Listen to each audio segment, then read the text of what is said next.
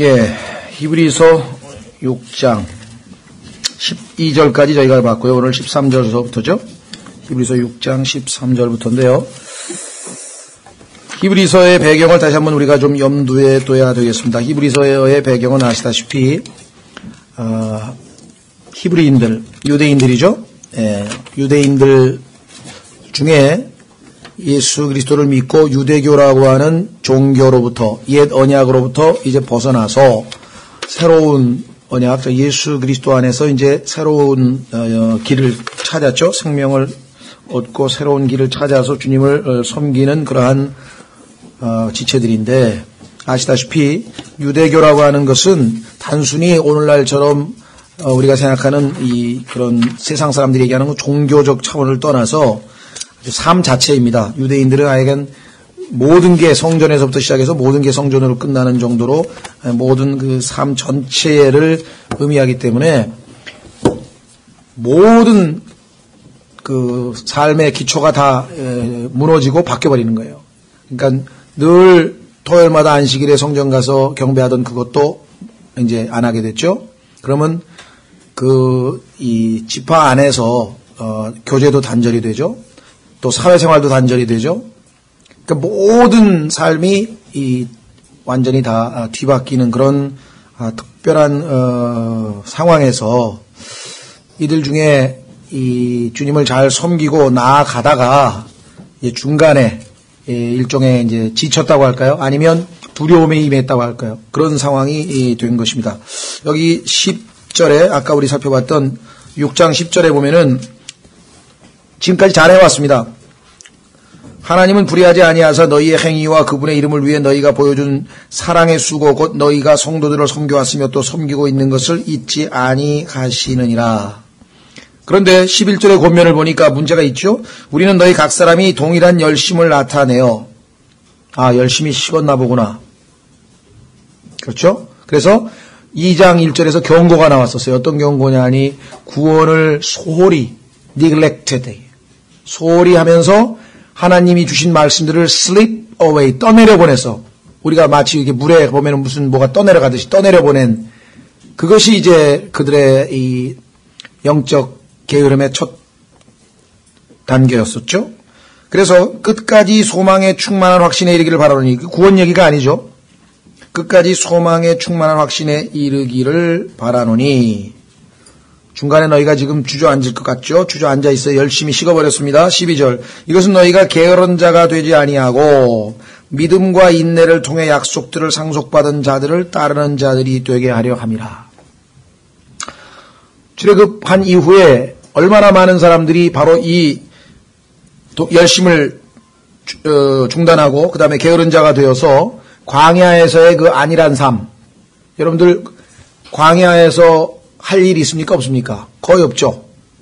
뭐 신발도 닳지 않고 옷도 헤어지지 않고 하늘에서 먹을 것 내려오고, 그럼 가라 그러면 구름기둥이 움직이면 가고, 또 뭐 구름기둥 불기둥으로 따라가고.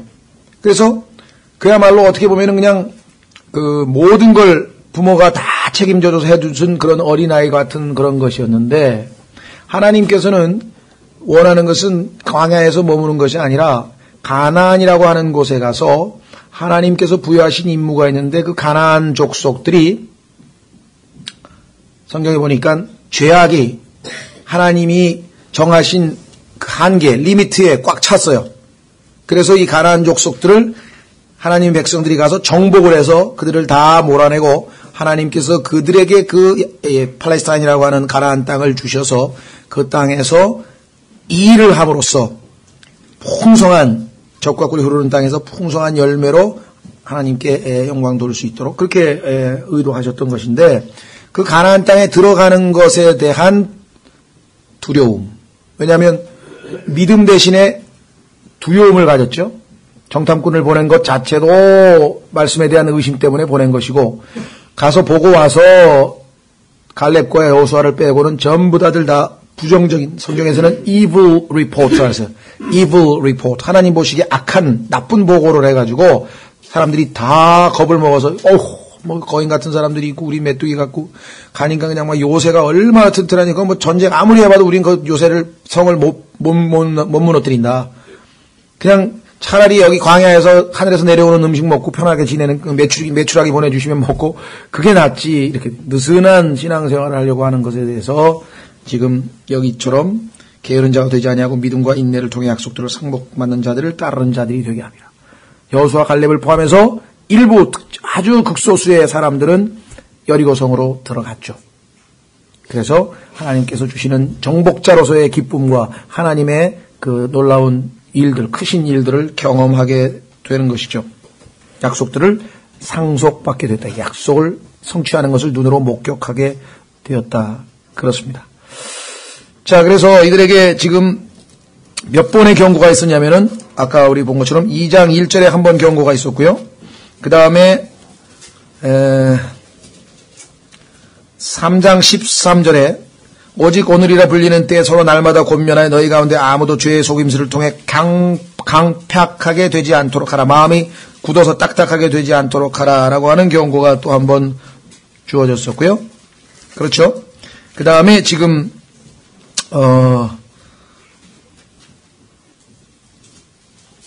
6장에 와서 지금 다시 한번 지금 게으른 자가 되지 말라고 하는 경고를 지금 하고 있는 것이 4절서부터 12절까지였습니다. 자, 그 다음에 그 다음 경고는 어디에 나오냐면 10장에 나와요. 한번 확인해 보겠습니다. 그래서 요 6장의 경고와 10장의 경고 사이에 하나님께서 왜 7장, 8장, 9장의 내용들을 집어넣었는지 그걸 우리가 좀 확인을 하고 넘어가야 될 것 같아요. 10장에 보면은 26절부터 또 경고가 나옵니다. 아까 우리가 봤던 경고는 6장의 경고는 어떤 경고였는 거 아니요? 우리가 살펴본 것처럼 마음이 완악해서 결국은 어떤 일이 벌어지냐면 떠내려가 버려. 6절에 보면 떨어져 나가면 fall away. 우리가 이걸 배교라고 하는 말을 뭐 용어를 굳이 쓰자면 쓰죠. fall away. 떠내려가 버려서 확신도 잊어버리고 기쁨도 잊어버리고 간증도 잊어버리고 보상도 잊어버리고 그저 달랑 구원받은 자로서 어린아이로 계속 머물러 있는 이렇게 됐죠. 예, 그래서 떨어져 나가버리면 안 된다라고 해서 독려하고 열심을 내라 이렇게 하는 독려하는 경고와 독려의 말씀이 있었던 반면에 10장에서의 경고는 고의적인 죄입니다. 고의적으로 죄를 짓는 자들. 자, 26절 우리가 진리에 관한 지식을 받은 뒤에 고의로 죄를 지으면 다시는 죄들로 인한 희생물이 남아있지 아니하고 대적들을 삼킬 불같은 경노와 심판에 대하여 두렵게 기다리는 일만 남아있느니라 하면서 39절에 이르기까지 고의적으로 죄를 짓는 것에 대한 경고를 하고 있습니다. 그러면 7장, 8장, 9장과 10장의 앞부분은 이제 대제사장을 소개하는 내용이에요. 대제사장. 그런데 그 사이에 6장 오늘 공부하려고 하는 13절서부터 20절 사이에 하나님께서는 아주 독특한 방식으로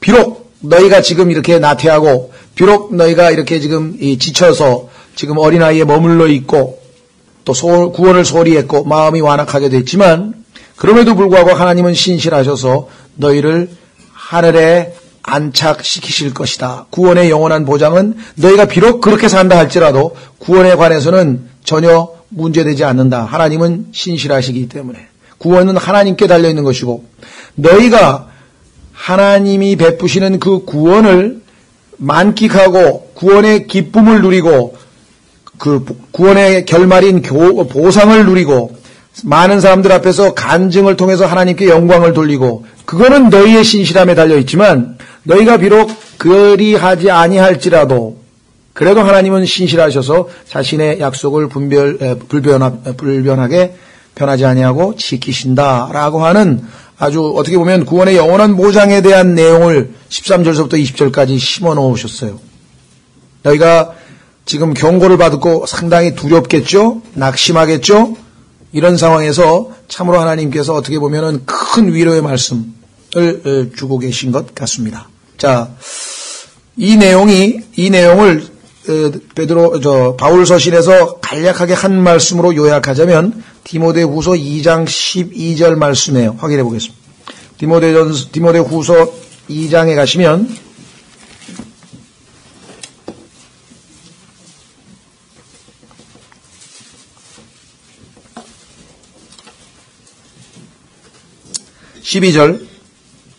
12절서부터 우리가 고난을 당하면 11절부터 죄송합니다. 우리 네 번의 if가 나오죠. 그것은 신실한 말이다. 우리가 그분과 함께 죽으면 또한 그분과 함께 살리라.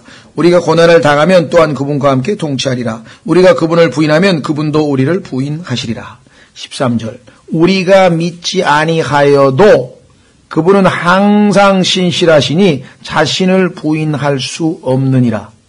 자, 여기서 믿지 아니하여도는요, 예수 그리스도를 처음에 구세주로 믿는 그 믿음은 가지고 있었지만, 그 다음에 의인은 믿음으로 살리라 했는데, 그 믿음은 가지고 있지 못한다, 이 말이죠.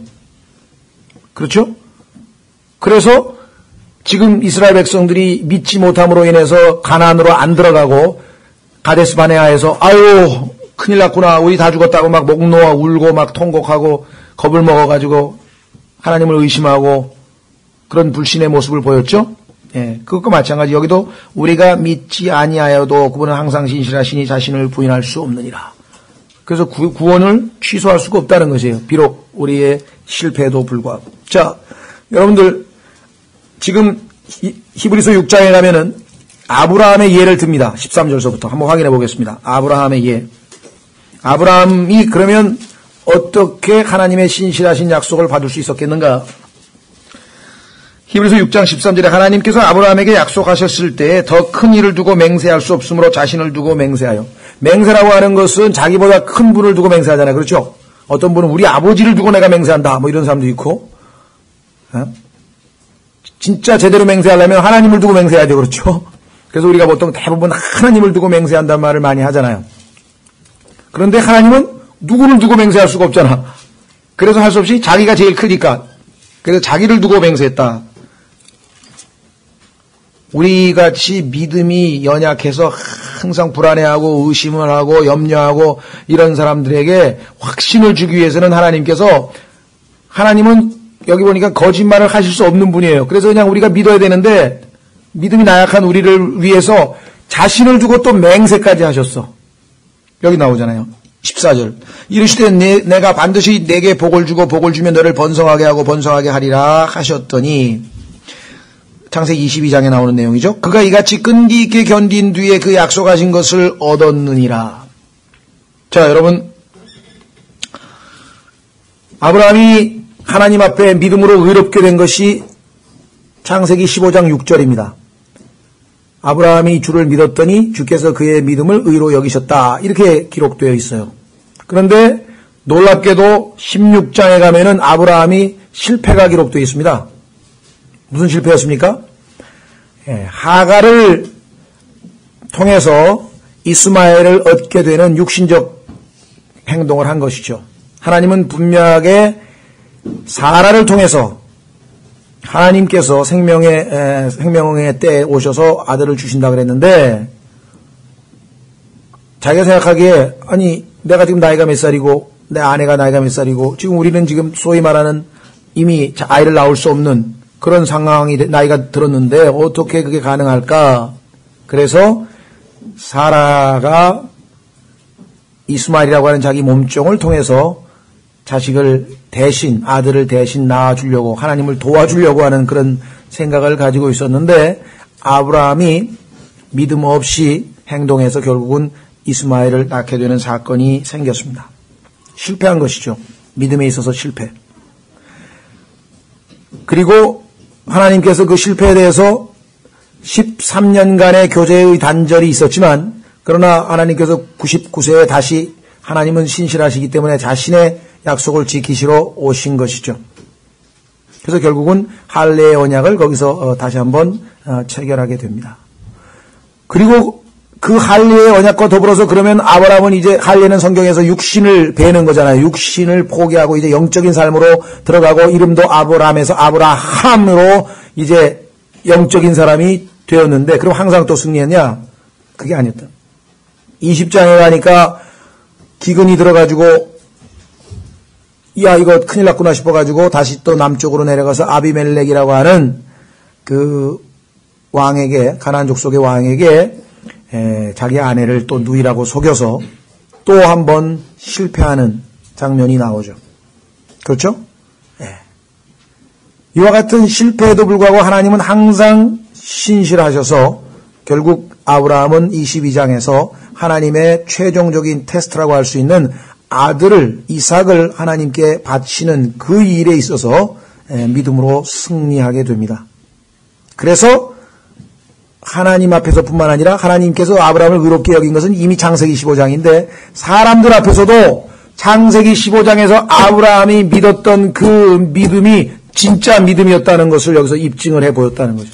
그래서 야고보서 2장에서는 창세기 15장을 인용하는 게 아니라 창세기 22장에서 아브라함이 믿음으로만 의롭게 되었느냐? 아니라 행위로 의롭게 되었느니라. 누구 앞에서? Before man, before God. 15장에서 하나님은 마음을 보시니까 사람들 앞에서는 자꾸 실패 여러 번 했단 말이에요. 그렇죠? 그런데 나중에 드디어 성숙해가지고 아브라함이 하나님을 의롭다 한 게 맞구나 라고 하는 것을 간증하셔서 하나님께 영광 돌릴 수 있게 된 것이죠. 자, 그래서 여기 지금 아브라함의 예를 들어서 하나님의 신실하신 약속은 변함이 없다. 맹세까지 하지 아니하셨느냐? 이렇게 지금 말씀하고 있는 것입니다. 그러니까 유대인들도 지금 여러분의 그 두려움과 실패와 또 마음의 강팍함과 이런 것들을 앞에다 놓고 있습니다. 비록 그들이 구원은 잃어버리지 않았지만 당연히 기쁨도, 그 다음에 간증도, 그리고 보상도 잃어버릴 상황이 지금 와 있는 거죠. 이런 상황에서 다시 하나님께서는 그들을 독려하시기 위해서 아브라함의 예를 들었어요. 그래서 15절에 그가 이같이 끈기 있게 견딘 뒤에 그 약속하신 것을 얻었느니라. 16절 진실로 사람들은 더 큰 자를 두고 맹세하느니 확증하기 위한 맹세가 그들에게는 모든 다툼을 끝내는 것이니라. 그렇죠? 우리도 마지막에 모든 어떤 일이 결정되려면 맹세. 그래서 어떤 사람은 옛날에는 피로 맹세하는 사람도 있고요. 또 막 칼을 손으로 촥 거가지고 피를 내가지고 서로 받아가지고 나눠 마시고 막 형제 맹약도 하고 할 때 그런 어떤 맹세가 어떤 일에 최종 결정을 내리는 그것처럼 그게 보편적인 인류 사회의 법칙이라고 한다면 하나님도 우리로 하여금 충분히 하나님이 어떠한 마음으로 우리를 신실하게 대하시는지를 입증하기 위해서 그런 방법을 쓰셨다는 거예요. 17절 이러므로 하나님께서도 약속의 상속자들에게 자신의 계획이 불변함을 더욱 풍성히 보여주시려고 그 일을 맹세로서 확증하셨나니 하나님께서 자신의 신실하심 하나님이 아브라함을 의롭다 선언하신 것은 아브라함의 행위나 아브라함의 선행이나 행실이나 그 어떠한 것이 아니라 전적으로 하나님의 신실하심에 근거해서 그 하나님을 믿었기 때문에 그렇죠? 예. 그래서 그 일을 맹세로서 확증하셨느니 이것은 우리 앞에 놓인 소망을 붙잡으려고 피난처로 도피한 우리가 하나님께서 거짓말하실 수 없는 이 두 가지 불변하는 것으로 하나님께서 거짓말하실 수 없는 이 두 가지 불변하는 것 두 가지죠. 하나는 약속, 하나님의 약속, 그 다음에 맹세. 하나님의 약속도 불변하고 하나님의 맹세도 불변하고 사실은 그거 하실 필요도 없어요. 맹세도 하실 필요가 없었었죠. 왜? 거짓말하실 수 없다 그랬으니까. 디도서에도 마찬가지입니다. 디도서에도 보면은 하나님이 거짓말을 하실 수 없는 분이라 그랬어요. 거짓말을 안 하시는 게 아니라 하나님은 아예 거짓말을 하실 수가 없는 분이에요. 이 차이를 아시겠습니까? 하나님의 성품에는 거짓말 하실 수 있는 게 없어. 가능성이 제로야. 불가능이야. 여기 계신 형제님들이 아무리 벨수단을 다 써도 뱃속에 아기를 잉태해서 아이를 낳을 수 있는 것이 불가능하듯이 하나님께서도 거짓말하는 것이 불가능하다 이 말이에요. 무슨 말이가 되겠어요? 이게 consolation이라 그래서 우리에게는 안위가 되는 거야. 위안. 왜? 성경에 하신 말씀은 다 사실이야. 오직 진리일 뿐이야. 오직 진리일 뿐이야. 그렇죠? 하나님은 거짓말 하실 수가 없는 분이야. 이거만큼 우리에게 확신을 주고 안위를, 마음을 편안하게 해주는 게 있겠느냐 이 말이죠. 자, 보세요. 디도서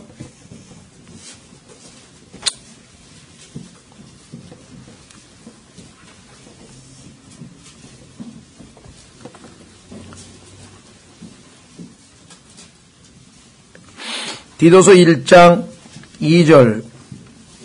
영원한 생명의 소망 안에서 사도가 되었나니 이 생명은 거짓말 하실 수 없는 하나님께서 세상이 시작되기 전에 약속하셨으나 자신의 말씀은 하나님 곧 우리의 구원자의 명령에 따라 내게 맡겨진 복음 선포를 통하여 정하신 때에 드러내셨느니라. 이 영생은 하나님께서 여기 나와 있는 것처럼 세상이 시작되기 전에 약속했어요. 누구에게 약속했겠습니까? 아드님에게 약속했겠죠. 하나님의 아들에게. 그때 약속의 대상이 뭐 아버지, 아들하고 성령밖에 안 계시. 근데 그게 언제 드러났느냐? 이 지상에 여기 나와 있는 것처럼 정하신 때 복음 선포를 통해서 영생이 드러나게 됐다. 자, 그러면 하나님께서 거짓말하실 수 없는 그것으로 두 가지 불변한 것, 맹세와 약속을 통해서 우리로 하여금 어떻게 하는가 확인해 보겠습니다. 다시 히브리서로 돌아갑니다.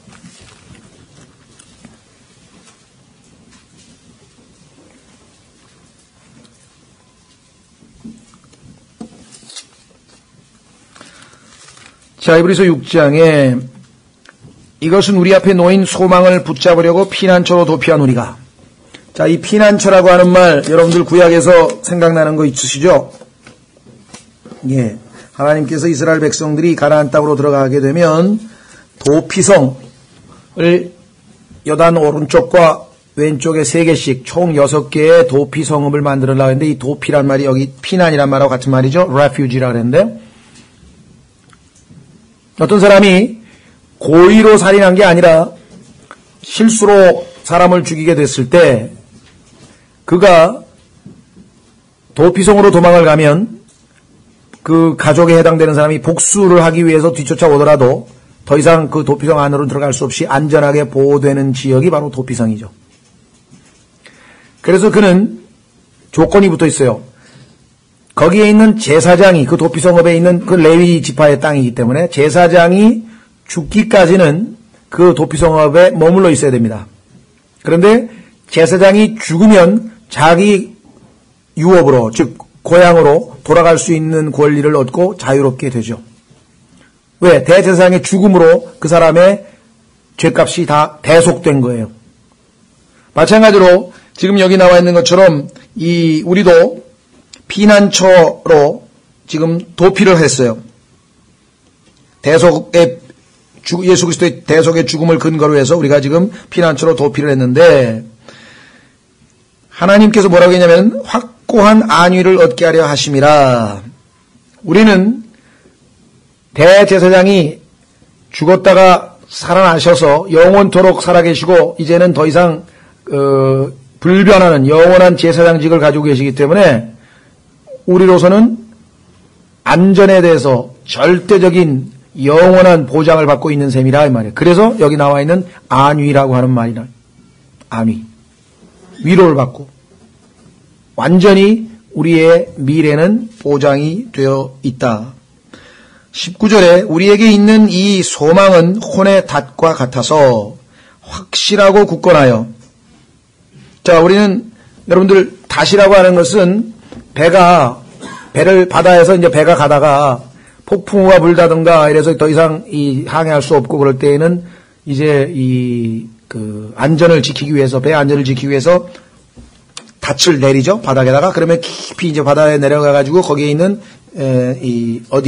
바위 큰 바위에 딱 들러붙어서 그게 고정이 되면 아무리 바람이 불고 해도 이게 끄떡없이 안전하게 배가 지켜지는 것을 우리가 여기서 지금 비유로 이해할 수 있게 했습니다.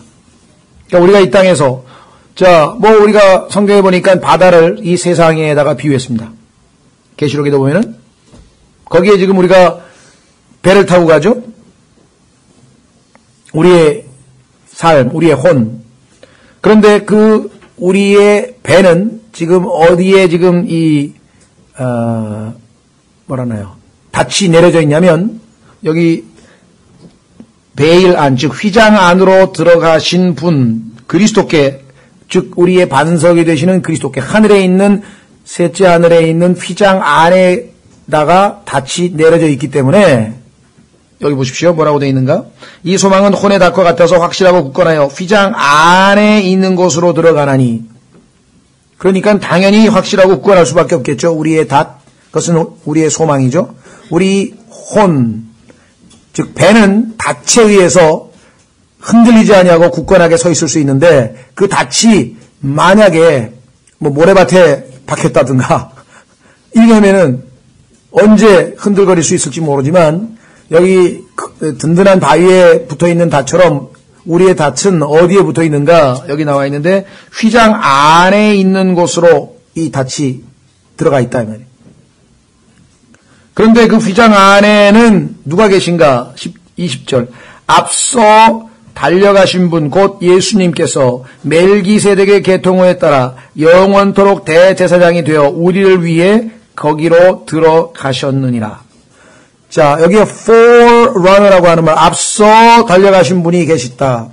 그래서 그분을 따라서 우리도 당연히 들어간다 이 말이죠.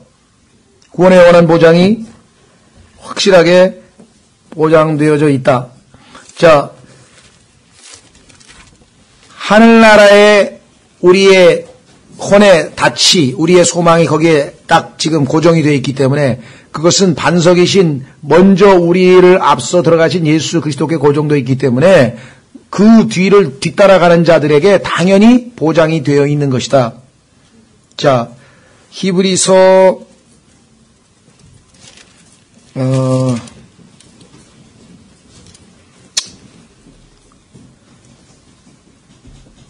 예, 지난번에 몇 장인가요? 구원의 대장 얘기가 어디 나왔었죠? 구원의 캡틴이 어디 나왔었나? 내가 좀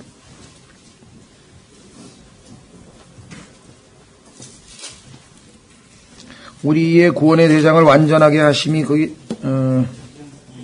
2장, 예, 죄송합니다. 2장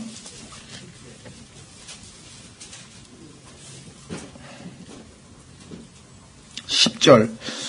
자신을 위해 모든 것을 존재하게 하시며 또 자신으로 말미암아 모든 것을 존재하게 하시는 그분께서 많은 아들들을 영광으로 데려가시는 일에서 지금 우리 앞서가신 분이 데려가시는 거죠. 그들의 구원의 대장을 고난들을 통해 완전하게 하심이 합당하도다. 우리 지금 이 길을, 이 대장의 본을 따라서 지금 가고 있는 중이죠. 네. 완전함을 향해 우리도 나아가고 있고 그 최종 종착역은 그분께서 계신 베일 안, 휘장 안에 있는 곳으로 우리는 들어가게 되어 있습니다. 자, 그런데 놀랍게도 그분은 우리가 그 주님을 만나는 그 순간을 단순히 기다리고 계신 것이 아니라 대제사장으로서 우리로 하여금 그 주님을 따르는 길에 있어서 힘을 내고 중간에 혹시라도 우리가 넘어지면 일으켜주고 우리가 죄를 지으면 고백을 받아서 용서해서 정결케 하시고 그렇죠?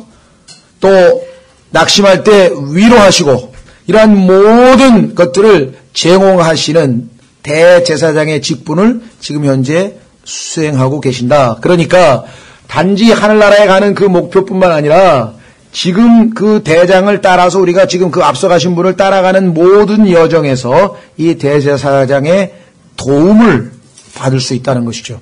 그렇기 때문에 너희도 열심을 내서 뜨겁게 주님을 섬기고 성장해 나아갈 수 있도록 하라고 지금 독려하는 것입니다. 그래서 대제사장이라고 하는 말이 6장 20절에 마무리를 되면서 7장서부터 보세요. 이 멜기세덱은 살렘 왕이요 지극히 높으신 하나님의 제사장이니라 하면서 멜기세덱과 예수 그리스도를 비교하고 뿐만 아니라 아론의 제사장직보다 얼마만큼 이것이 더 좋은, 더 나은 제사장직분인가에 대한 설명을 하고 8장, 9장, 10장 무려 24절까지 거의 넉 장에 걸쳐서 대제사장을 소개하고 있어요. 그러니까 현재적인 그리스도의 사역. 자, 우리 예수님의 사역에 대해서 세 가지가 있다고 그랬었죠. 예수님께서 이 땅에 오셔서 대언자로서 자신의 생명을 내어주고 죽으셨다 그랬죠. 이미 대언자로서의 예수님의 사역은 끝났습니다. 그 다음에 그는 대제사장으로서 자기 자신을 하나님 앞에 희생물로 바쳤고 피를 들고 하늘로 들어가서 우리의 구속을 완료하시고 부활하셔서 들어가셔서 완료하시고 지금 현재 하나님 앞에 서서 우리를 위해서 현재적 사역, 대제사장의 직분을 지금 현재 수행하고 계신다. 그리고 그분은 이제 교회가 휴거되고 대환란을 거친 후에 마지막 이 땅에 유대 천년왕국의 왕으로 이 땅에 천년왕국의 그 통치를 위해서 재림하신다. 그래서 그건 왕으로서의 예수 그리스도의 사역이었답니다. 그러니까 히브리서에서 초점을 맞추고 있는 것은 예수 그리스도의 현재적 사역이요. 그것이 우리가 한 걸음씩 한 걸음씩 주님을 향해 따라 나가는 데 있어서 얼마만큼 결정적인 사역인가.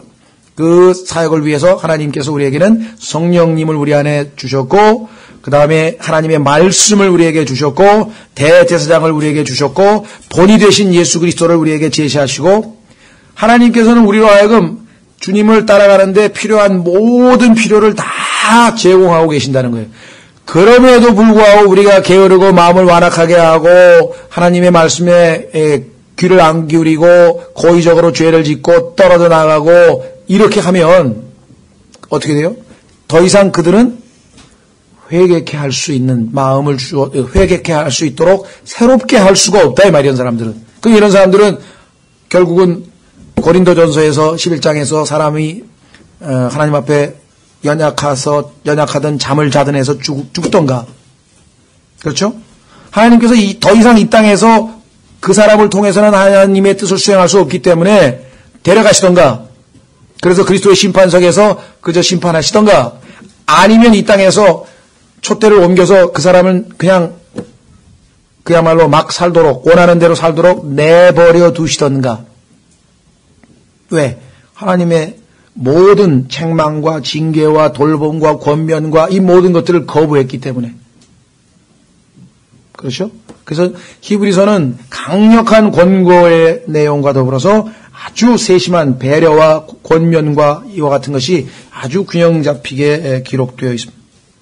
만약에 여러분과 제가 하나님의 경고에 조금이라도 마음이 찔리면 그 사람은 얼마든지 회개하고 다시 새롭게 될 수 있는 사람이에요. 그런데 하나님의 경고의 말씀을 들었는데도 무덤덤하다. 난 하늘나라 가는 걸로 됐어요. 더 이상 바라는 거 없어요, 저는.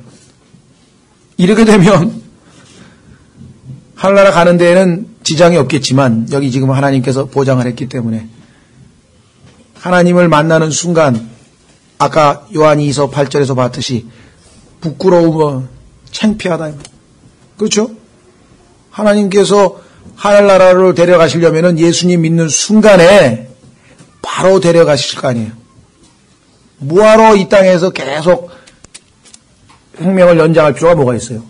하나님이 원하시는 바 그 뜻을 이루고 목표를 달성하고 성장하고 이런 과정 때문에 우리에게 지금 인생이라는 게 주어져 있고 결국은 하나님이 원하시는 대로 예수 그리스도의 형상이 될 텐데 그걸 다 거부하는 사람에게 뭐하러 이 인생이라고 하는 기간을 주실 필요가 있냐고. 그냥 아나니아와 사피라처럼 일찌감치 그냥 올라와라. 그럼 내가 너에게 원하는 바를 싫다니까 내가 그렇다고 해서 너한테 구원을 줬는데 난 거짓말할 수 없는 내가 신실한 내가 너의 구원을 취소할 수는 없으니까 그냥 일찍 올라와라. 나하고 함께 같이 있자. 그 밖에 더 있냐. 삶의 의미가 전혀 없는 것이. 그러니까 주님을 위해서 한 걸음 한 걸음 믿음의 경주가 아닌 인생을 사는 그리스도인의 삶은 전혀 의미가 없는 거예요. 완전한 낭비가 되어버리는 거예요. 하나님께서는 심지어 그 오병이어의 기적을 일으킨 다음에 남은 빵들 광주리에 하나도 남김없이 다 거두어드리라고 했는데 이 땅에서 뭐하러 낭비하는 삶을 하나님께서 주시겠느냐. 우리에게 아직도 생명이 붙어있는 것은 하나님께 반응할 수 있는 마음 자세가 우리가 있기 때문에 비록 지금은 우리가 나태하고 느슨하고 강팍하더라도 이 하나님의 경고의 말씀, 권면의 말씀을 통해서 안위를 얻고 힘을 얻고 내가 이렇게 살아서는 안 되지. 하나님, 지금이라도 내가 돌이키겠습니다. 지금 이 순간이라도 이 말씀을 내가 믿음으로 받겠습니다. 약속하신 대로 effectually work, 하나님의 말씀이 내 안에서 효과적으로 역사해서 내가 주님을 멍에를 쥐고 주님과 함께 동행하고 따르겠습니다. 이걸 지금 기대하고 계십니다. 자, 그래서 우리는 대제사장에 대해서 몇 구절을 한번 좀 살펴보려고 합니다. 자, 우선 7장 25절에 보시면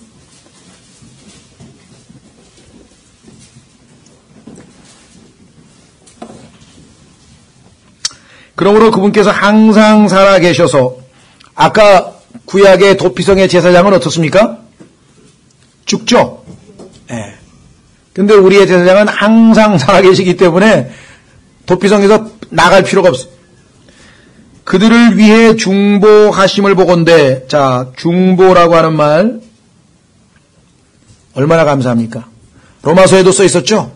여러분과 제가 그 알량한 믿음에도 불구하고 하늘나라에 안전하게 들어갈 수 있는 것은 전적으로 예수 그리스도의 기도 덕분이라는 거예요. 끊임없이 우리를 위해서 기도하고 계시기 때문에. 로마서에서도 마찬가지. 그렇죠? 예. 중보하심을 보건대 그분은 또한 자기를 통하여 하나님께 나오는 자들을 어떻게 한다고요? 끝까지. To the uttermost. 그러니까 뭐 중간에 뭐 구원을 잃어버린다든가 어떻게 환란을 통과한다든가 이건 말이 안 되는 거예요. 왜 생각해 보세요. 어떻게 주님의 몸된 교회가 일부는 하늘로 올라가고 일부는 땅에 남아 있습니까? 몸이 지금 올라가는데 자신의 몸을 지킬 수도 없는 그런 분이 아니시라는 거죠.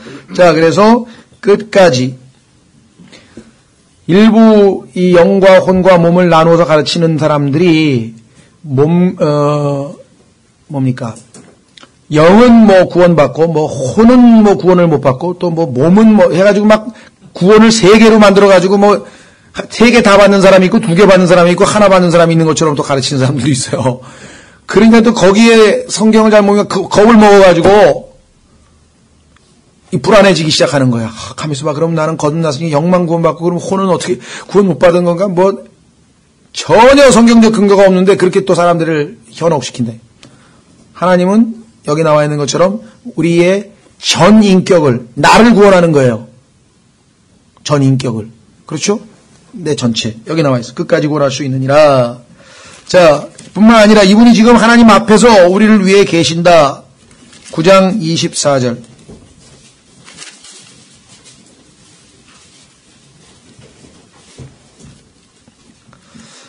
그리스도께서는 손으로 만든 거룩한 초소들 곧 참된 것의 모형들 안으로 들어가지 아니하시고 지상에 있는 성전은 성전 속에 있는 지성소는 아시다시피 모형이었어요. 근데 그 성막의 구조, 성전의 구조는 이 우주의 구조하고 같다 그랬죠? 예. 그래서 우리가 이 3층 천, 이 첫째 하늘, 둘째 하늘, 셋째 하늘이 있어서 마치 뜰, 그 다음에 성소, 그 다음에 지성소가 있듯이 그 성막의 구조와 이 우주의 구조가 같다 그랬어요. 그래서 예수님이 셋째 하늘에 들어가신 것이 바로 지성소 안으로 들어가신 것인데 여기 나와 있죠. 24절에 하늘 그 자체, 여기 나와 있죠. 하늘 그 자체 안으로 들어가서 이제 우리를 위하여, 이게 바로 중보자로서의 사역이죠. 대제사장으로서의 사역. 24절 우리를 위하여 또는 우리를 대신하여 하나님 앞에 now appear in the presence. 지금 현재 나타나 계셔요. 그렇죠? 그래서 이분이 하시는 일은 뭐냐? 중보기도. 그 다음에 중재자. 만약에 여러분과 제가 죄를 지어서 고백하면은 그분은 변호자로서의 중재 역할을 하죠. 아버지한테. 그게 요한일서 2장에 나와 있죠. 한번 확인하겠습니다.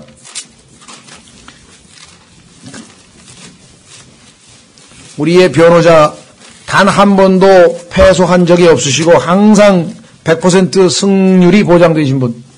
모르겠어요. 세상 변호사는 몇 % 승소해야 아주 훌륭한 변호사인가요? 보통 우리나라 변호사 중에서 승소율 몇 퍼센트 뭐 이거 자랑하잖아요. 여태까지 재판했는데 나는 승소를 몇 퍼센트 했다. 그러면 그 사람은 이 몸값이 올라가 돈을 더 줘야 되잖아요. 근데 이분은 승소율 100%를 자랑하는 변호자. 확인해 보겠습니다. 요한일서 2장 1절 나의 어린 자녀들아 내가 이것을 너희에게 쓰는 것은 너희가 죄를 짓지 아니하게 하려 함이라. 이게 1차적으로 중요한 겁니다.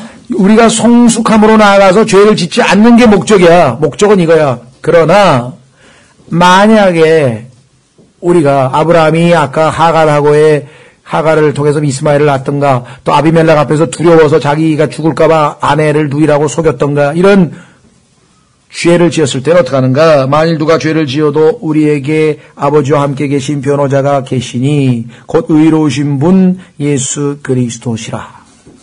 그분은 우리의 죄들로 인한 화해 헌물이시니 내가 죄 지은 것에 대해서 하나님께 이미 예수님께서 나와 하나님 사이에 화해를 시키기 위한 헌물로 이미 드려지셨기 때문에 우리의 죄들뿐 아니라 온 세상의 죄들로 인한 화해 헌물이시라. 구원받은 사람들뿐만 아니라 구원 안 받은 사람들도 믿기만 하면 언제든지 화해 헌물이신 예수님을 소유할 수 있다. 자, 그래서 예수님은 하나님 앞에 appear 지금 나타나 계신다. 자, 우리 지난번 4장 한번 다시 돌아가겠습니다. 히브리서 4장.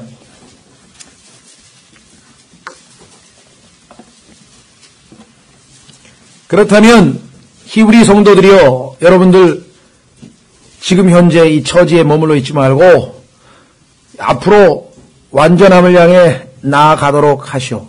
열심을 내서 약속을 받도록 견디고 이겨나가시오. 지금 계속 독려하고 있단 말이에요.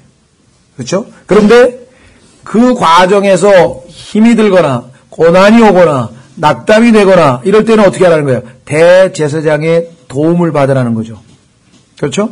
죄를 지었을 때는 변호자로서의 대제사장에게 나아가지만 죄가 아니라 우리에게 도움이 필요할 때, 자 4장 14절 그런즉 우리에게 위대하신 대제사장 곧 하늘들 안으로 들어가신 6장하고 똑같죠? 앞서 들어가셨죠? 우리를 대신해서 하나님의 아들 예수님이 계신 줄 알므로 우리가 우리의 신앙 고백을 굳게 붙들자.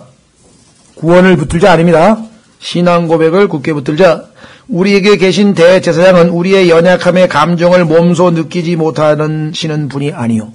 예수님께서는 일부러 우리의 인간으로서의 나약함과 인간으로서의 모든 삶의 고뇌와 고통을 체험하시기 위해서 그래서 완전한 대제사장이 되시기 위해서 이 땅에 오셨다 그랬죠.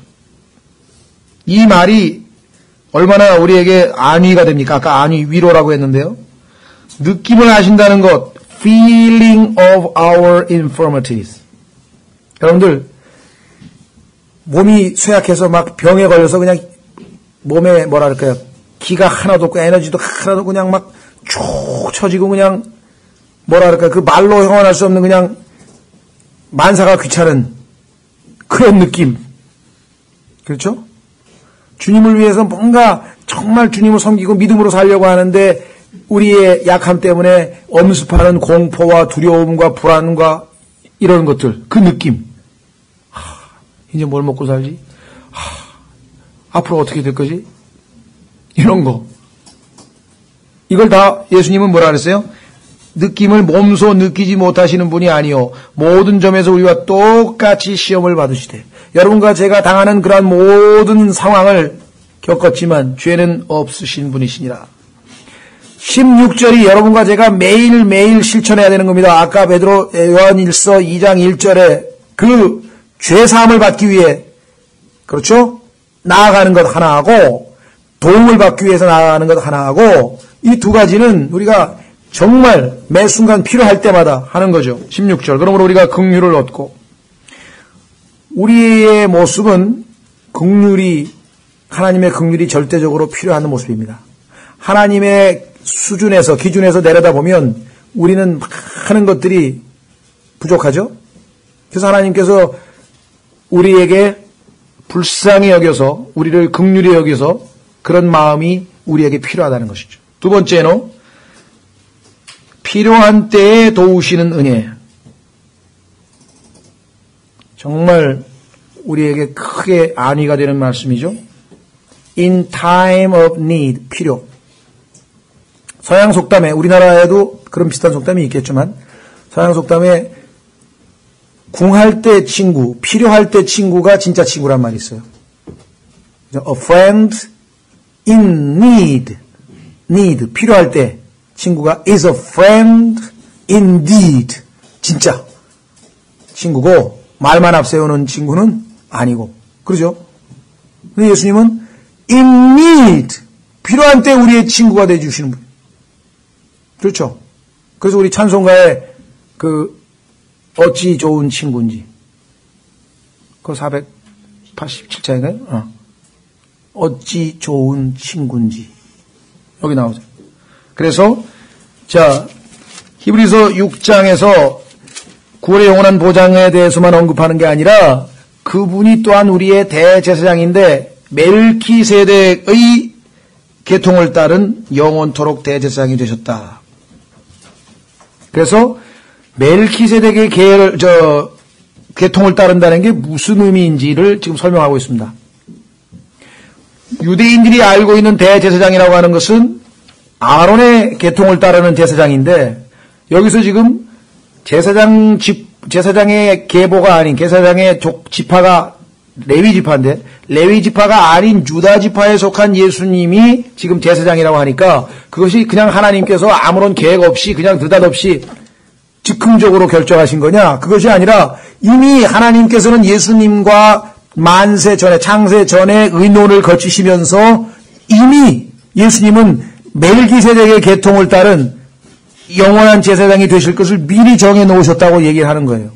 그 하나님의 약속이 성취되어서 예수님이 지금 현재 제사장으로 하나님 앞에 여러분 너희들을 위해서 지금 그분 앞에 그 왕자 앞에 지금 나타나 계신데 어찌 너희가 그분을 바라보고 나아가지 아니하고 주어진 환경에 연연하고 주어진 그 어려움에 휩싸여서 믿음을 갖고 있지 못하는가. 그래서 다음 시간에 우리가 이제 7장서부터 이 대제사장에 대해서 어떤 분이신가를 좀 확인을 하는데요. 마지막 한 구절 10장 19절에서 25절까지가 대제사장에 대한 설명을 마치면서 우리에게 하는 권면인데 그것이 바로 아까 4장 16절의 권면하고 같은 권면입니다. 긍휼을 얻기 위해서 은혜의 왕자 앞에 나아가자. 필요한 때에 도우시는 은혜를 얻기 위해서 그분 앞에 나아가자. 아니 지금 손 벌릴 때가 있는데 도움을 요청할 때가 있는데 왜 안 나아가고 주저앉아서 가만하게 있느냐 이 말. 그렇죠? 네.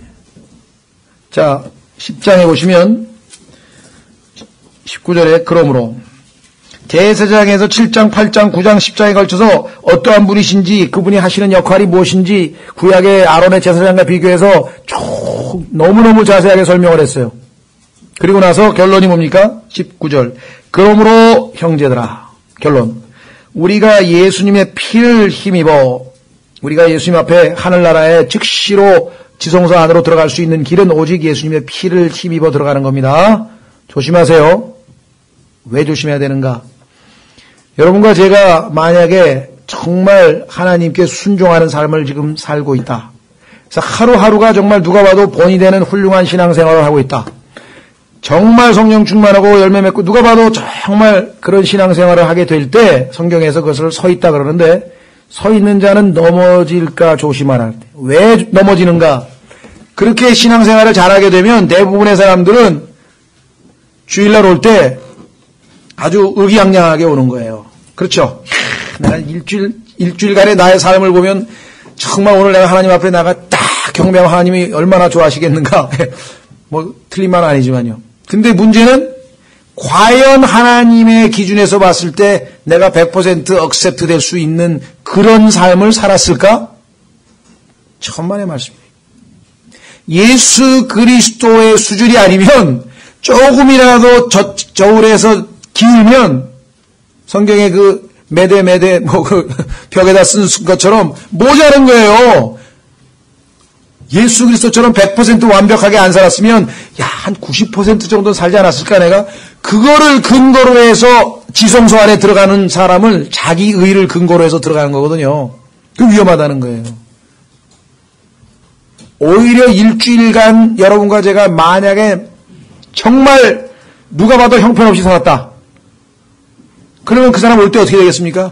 주여, 제가 무슨 자격이 있겠습니까? 오직 주님의 보혈을 믿고 왔습니다. 받아주옵소서. 그러고 나오죠. 오히려. 그런데 잘못하면 우리의 어떤 그 영적인 성취가 우리로 하여금 피를 힘입고 하나님 앞에 주일날 경배하러 영과 진리로 나오는 게 아니라 가인처럼 보십시오. 항상 아주 한 달이 막 상이도록 이렇게 차려놨는데 에이, 보십시오 하면서 그걸 들이밀 수도 있는 그런 위험이 있다는 것이죠. 이걸 좀 조심해야 된다. 여기 지금 분명하게 여러분과 저는 신앙생활을 잘했든 못했든 뭐 훌륭하게 했든 어떻게 했든 간에 하나님 앞에 나갈 때에는 항상 예수 그리스도를 옷 입고 그분의 피를 힘입어 나갈 수 있는 것입니다. 새롭고 살아있는 길로 지성소에 들어갈 담대함을 얻었나니 피가 우리에게 담대함을 주는 겁니다. 하나님께서는 피를 보고 6월절 담을 넘어가셨지 그 안에 있는 사람들을 보고 넘어가신 게 아니잖아요. 이 길은 그분께서 우리를 위하여 휘장 곧 자기의 육체를 통해 거룩히 구분하신 것이니라. 휘장이 지성소와 성소를 완전히 가로막고 있는, 그래서 지성소 안에는 깜깜하죠. 그렇죠? 그런데 그 휘장이 예수 그리스도의 몸인데 예수님께서 자신의 몸을 하나님께 드리심으로써 길이 열린 거죠. 그래서 사복음서에서 예수님께서 죽으시는 그 순간에 일어난 엄청난 여러 가지 자연 현상들, 뭐 지진도나 여러 가지가 있었습니다만은 그 중에 하나가 성전에 있는 휘장이 위로부터 아래로 찢어져 내렸다고 성경에 나와 있잖아요. 왜? 하나님께서 더 이상 구약의 제사는 의미가 없다는 거예요. 예수 그리스도를 통해서 언제든지 휘장과 상관없이 주님하고 영이신 하나님과 나의 영이 주님의 이름을 부르는 순간, 맞붙이는 순간 즉시로 우리는 셋째 하늘에 대제사장 앞에 서 있게 된다는 것이죠. 그럼 우리가 기도하잖아요. 들으시는 줄 알고 이 길은 그분께서 우리를 위하여 휘장과 자기의 육체를 통해 거룩히 구별하신 것이니라. 또 하나님의 집을 다스리는 대제사장께서 우리에게 계심에 그 지성소에 보니까 대제사장께서 계셔. 그분이 안 계시면 우리가 감히 어떻게 하나님 앞에 또 나아가 그 거룩하신 분 앞에 또 직사하려고? 우리 마음이 뿌림을 받아 악한 양심으로부터 벗어났고 우리 몸은 순수한 물로 씻겨졌으니, 요거는 이제 교리적으로 나중에 보겠습니다만은 구약의 제사장들이 깨끗하게 씻고 기름 부음을 받은 다음에 하나님의 임무를 수행하게 되는 제사장의 봉헌과 관련돼 있죠. 우리가 믿음의 충만한 확신 속에서 진실한 마음으로 가까이 다가가자. 하나님 앞에 가까이 다가가기만 하면 죄를 용서받을 수 있고 의롭게 될 수 있고 도움을 받을 수 있고 긍휼을 받을 수 있고 힘을 얻을 수 있고 말씀을 받을 수 있고. 23절 또 약속하신 분께서 신실하시니 우리의 믿음의 고백을 흔들림 없이 굳게 잡고, 그분은 faithful, 믿음으로 가득 차 있기 때문에 우리에게 얼마든지 믿음을 제공해 주실 수 있다 이거예요. 그러니 믿음 없음을 탓하지 말라. 여러분들 그 기도 기억나시죠? 내가 믿느냐 그랬더니 주여 믿나이다. 주여 나의 믿음 없음을 도우소서. 아니 금방 믿는다 그랬는데 금방 믿음 그렇죠? 그게 바로 우리의 모습이다. 주님으로부터 계속해서 우리는 공급을 받을 수 있다. 그래서 실제적으로 우리의 삶이 어떻게 전개되어야 되는가? 24절 서로를 살펴보아 사랑과 선한 행위에 이르도록 격려하되 어떤 사람들의 습관과 같이 우리의 함께 모이는 일을 패하지 말고 서로 권면하여 너희가 그날이 다가옴을 볼수록 더욱 그리하자. 모여서 하는 일이 뭐예요? 22절에 주님 앞에 나아가는 거잖아요. 여러분과 제가 나와서 뭐 하는 거예요? 주님 앞에 나아가서 영과 진리로 경배하는 거 아니에요? 그렇죠? 그런데 이 히브리 사람들은 벌써 모이기를 패하는 자들의 습관을 따라가고 있어. 안 모이고 있어 지금. 사랑과 선행도 격려하지 않고 있어. 그래서 이들로 하여금 빨리 다시 일어나라 이게 지금. 이 처진 무릎을 일으켜 세우라고. 처진 무릎을 일으켜 세우라고 권면하고 있는 것이죠. 예, 그 다음 시간부터는 이제 7장, 8장, 9장에서 이제 구약의 아론의 대제사장 직분과 관련하고 연결해서 멜기세덱의 계통에 따른 대제사장의 직분이라는 게 무엇인지 아주 조금 구약 내용들이 많이 나옵니다만 우리가 뭐 여기 나와 있는 것 순서대로 살펴가면은 충분히 이해하실 수 있을 것 같습니다. 다음 시간에 다 같이 일어나셔서